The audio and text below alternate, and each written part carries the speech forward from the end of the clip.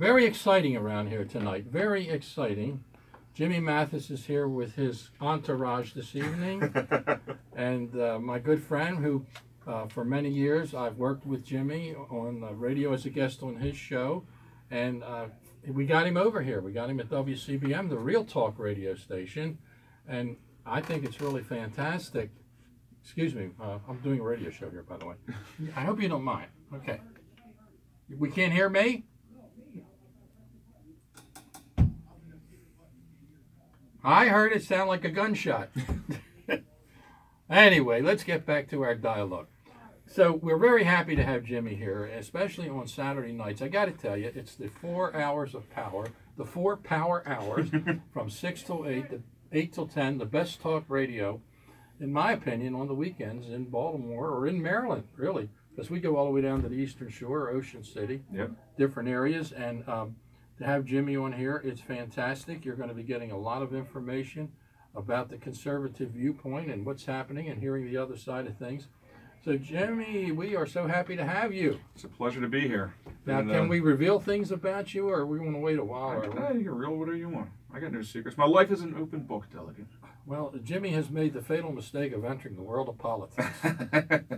No, he's running for the state senate in the 42nd district. In case you're not, it's 42nd, right? 42nd. And in case you're not familiar with that, that is the same district that State Senator Jim Brochin represents. York Road, Townsend, Cockeysville, and Jimmy will tell you the whole areas out there. And of course, Brochin is running for Baltimore County Executive in the Democrat primary. I'm running, of course, in the Republican primary. But Jimmy is running for the state senate. Now, what is that area? So at 30,000 feet, think the I-83 corridor going all the way north to the Pennsylvania line, as far south as the city line, over to, this is in generalities here, but almost over to Reicherstown Road on the west side, and as far east as parts of Parkville, Glenarm is part of it, Moncton. So it's a pretty vast district.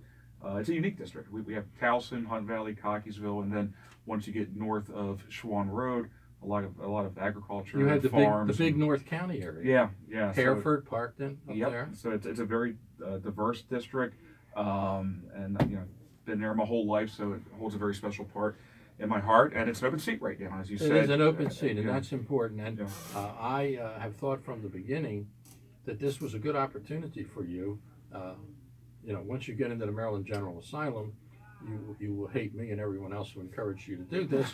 But I think it's a great opportunity, and you'll do a good job. You'll enjoy it down there.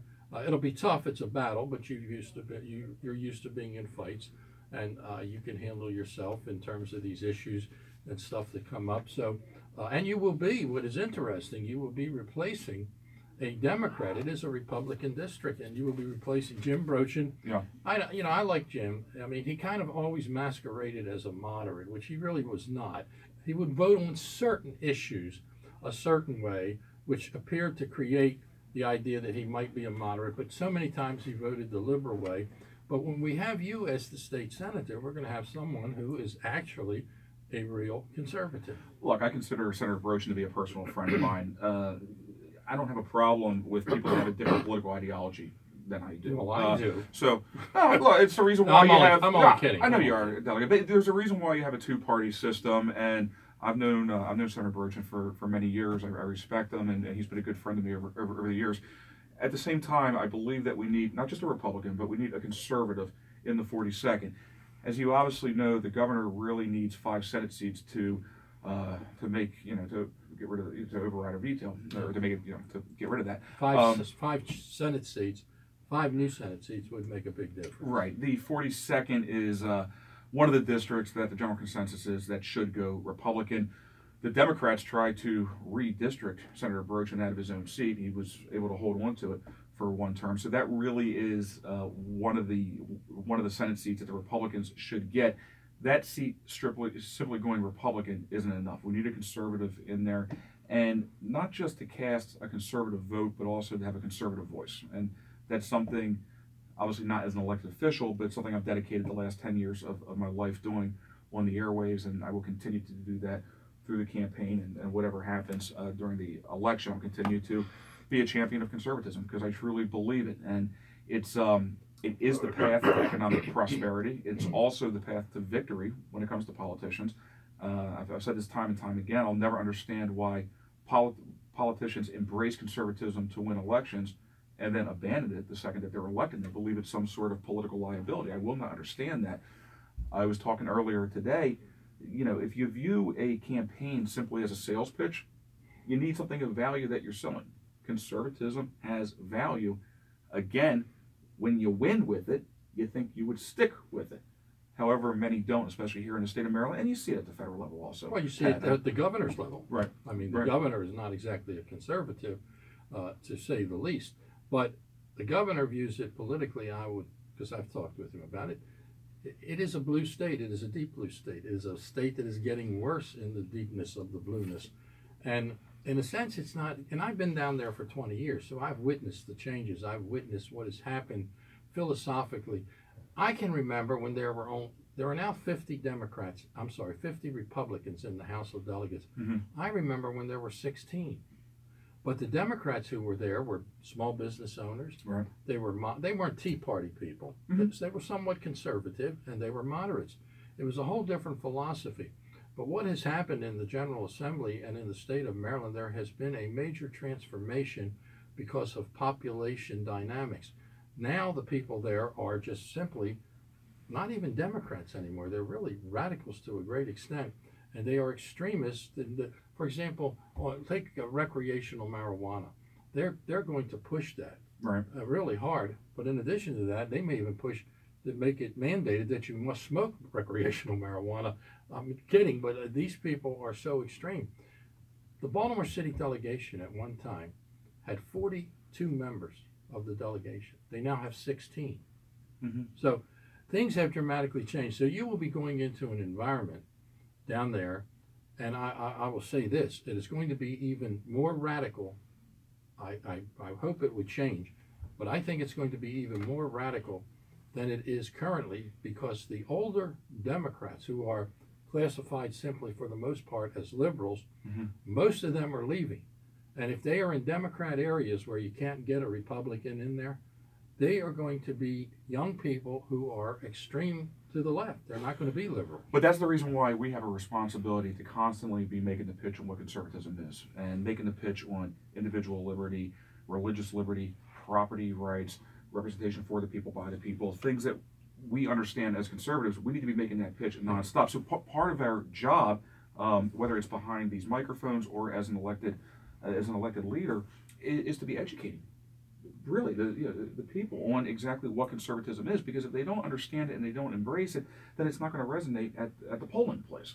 And that's part of the problem right now. I'll give you a perfect example, and you've been very outspoken on this. Section 8. Year after year, down in Annapolis, they are trying to mandate that property owners participate in this program, whether they want to or not. Yeah. That is an assault on property rights. No It's question. incredibly anti-American.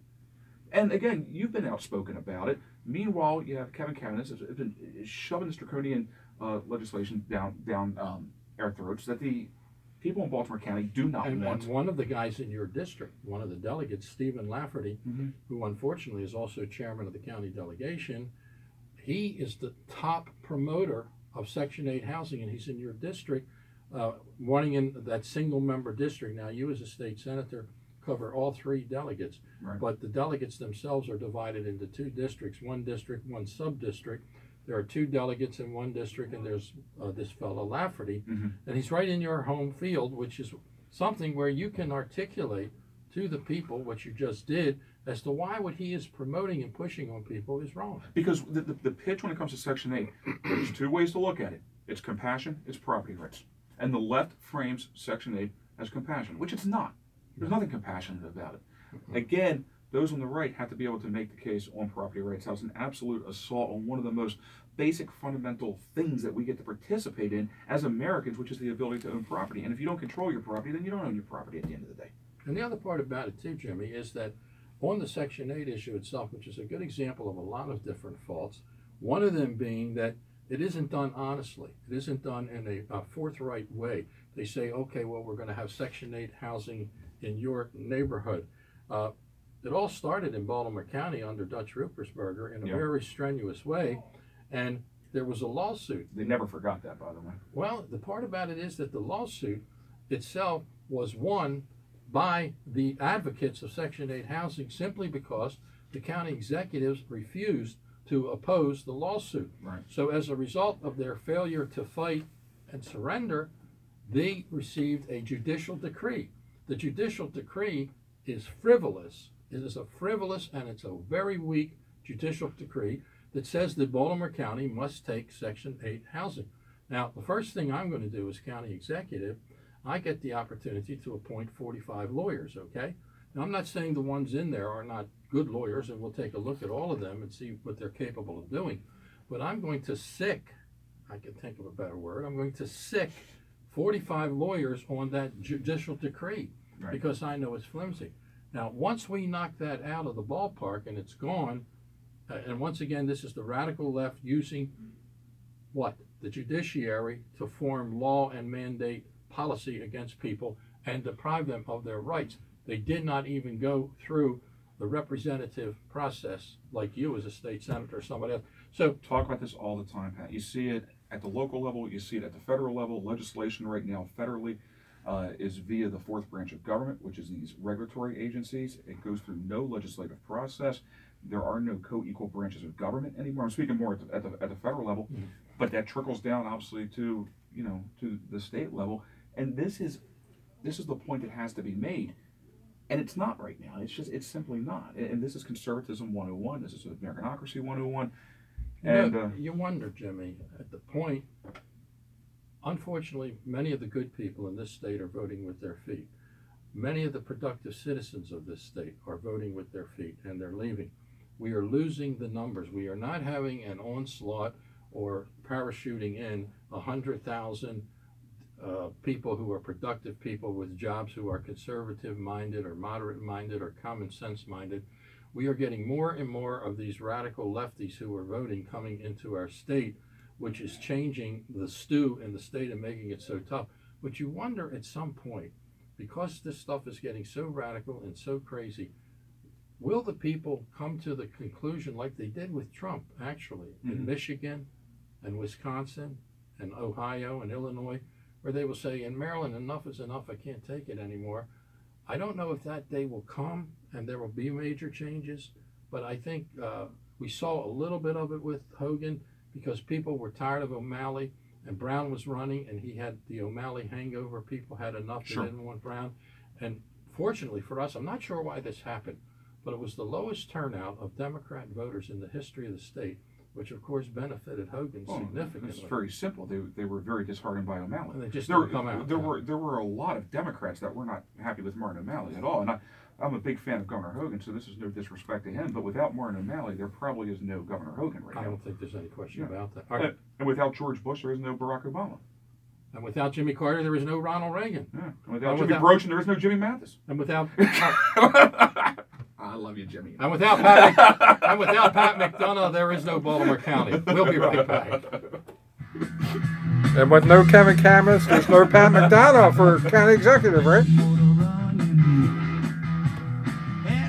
I'll take that leap of faith. So what you said? I said, and without Kevin Camas, there would be no Pat Mcdonough as county Let me executive. tell you what, there's a lot of truth. I think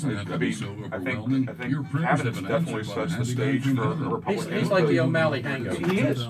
President Stephen Castillo is your blessing when it comes to all indoor-outdoor projects. And we have Ron Savage walk into the studio. Oh, now I'm going to be waiting all night when you leave, and then you'll remember. I know.